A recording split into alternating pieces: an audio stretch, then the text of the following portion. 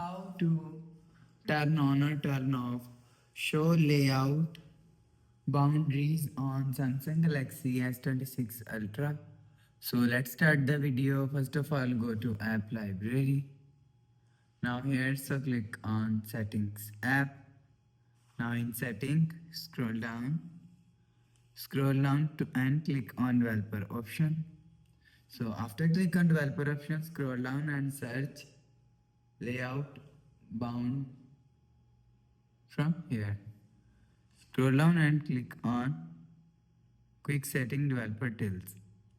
So after click on quick setting developer tools, so you will see first option is show layout boundaries here. So if you want to turn on show layout bounds, so turn on this button.